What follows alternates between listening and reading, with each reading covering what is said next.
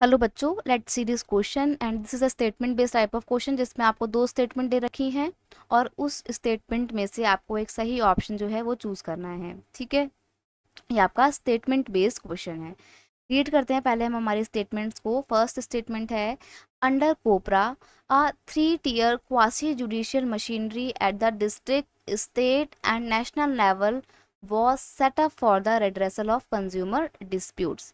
यानी कि कंज्यूमर से रिलेटेड अगर कोई डिस्प्यूट होता है तो उसको रिजॉल्व करने के लिए कोपरा के तहत 3 लेवल पर हमने कंज्यूमर कोर्ट बनाए हैं। वो 3 लेवल हैं, नेशनल लेवल का कंज्यूमर कोर्ट, स्टेट लेवल का consumer court and district level का कंज्यूमर कोर्ट। ओके, आते हैं स्टेटमेंट 2 पे। इन अक्टूबर 2005 the government of India enact a law popularly known as RTI, Right to Information Act, which ensure its citizen all the information about the function of government department। यानी कि government की department किस तरीके से काम कर रहे हैं, उनकी क्या पॉलिसी हैं, क्या प्रोग्राम्स हैं वो लॉन्च करने जो वाले हैं या जो लॉन्च कर दिए हैं, उनके बारे में जानकारी लेने के लिए आप RTI एक्ट का इस्तेमाल कर सकते हो। ये RTI एक्ट गवर्नमेंट ने 2005 में क्या किया था, इनेक्ट किया था, लागू किया था। देखते हैं अब आपके ऑप्शन क्या क्या हैं।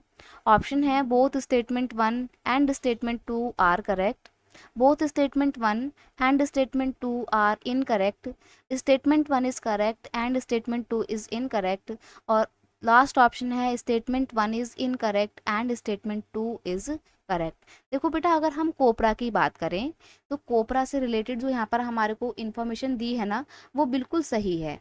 क्यों? क्योंकि देखो कोपरा क्या है, कोपरा एक कंज्यूमर प्रोटेक्शन एक्ट है जिसको गवर्नमेंट ने कब लागू किया था, जिसको भारत में लागू किया गया था 1986 में। ठीक है, और इसी के तहत गवर्नमेंट ने 3 लेवल पे क्या बनाए थे, 3 लेवल पे गवर्नमेंट ने अपने मतलब 3 लेवल पे कंज्यूमर कोर्ट बनाए गए थे। और ये कंज्यूमर कोर्ट का क्या काम था कि अलग अलग लेवल पे कंज्यूमर से रिलेटेड जो डिस्प्यूट हैं उनकी सुनवाई करना। ठीक है, तो देखो यहाँ पर जो हमारे को दिया है ना कि वो 3 लेवल के कोर्ट हैं, डिस्ट्रिक्ट, स्टेट और नेशनल लेवल, ये बिल्कुल सही है। ठीक है, अब आते हैं कि आरटीआई क्या है।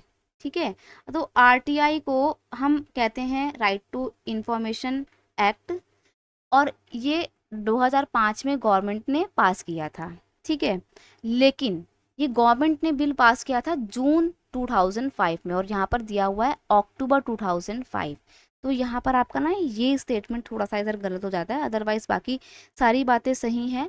लेकिन हाँ, यहाँ पर हम ये कह सकते हैं कि गवर्नमेंट ने इसको पास किया था 2005 में, लेकिन इनेक्ट इसको अक्टूबर में किया गया था। तो ये स्टेटमेंट आपकी सही है। तो आप में अगर आपके मन में ये डाउट आ रहा हो कि ये स्टेटमेंट गलत है बिकॉज यहाँ पे अक्टूबर 2005 दिया हुआ है, तो आपको यहाँ पे अंतर समझना बहुत ज़रूरी है।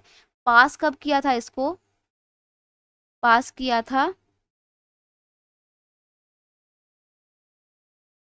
2005 जून में। ठीक है, और लॉ इनेक्ट कब हुआ ये आपका,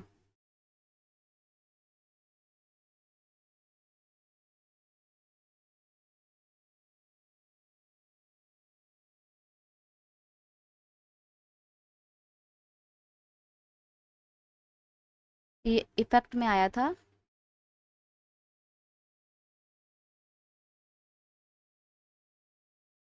अक्टूबर 2005 से। ठीक है, तो आपको ये इन्फॉर्मेशन याद करनी है। 2005 अक्टूबर से ये अफेक्ट में आया था, इसको इनेक्ट किया था। पॉपुलरली इसको राइट टू इन्फॉर्मेशन एक्ट कहा जाता है, और अब ये इंडिया का मतलब इंडियन सिटीजन्स का एक फंडामेंटल राइट है हमारे कॉन्स्टिट्यूशन के आर्टिकल 19(1) के तहत। ठीक है, ये एक फंडामेंटल राइट है। तो यहाँ पे हमने देखा हमारी स्टेटमेंट 1 और statement 2 both are correct, that is why option A, both statement 1 and statement 2 are correct is your final answer. You will have to mark option A. I hope you understood it well. Best of luck.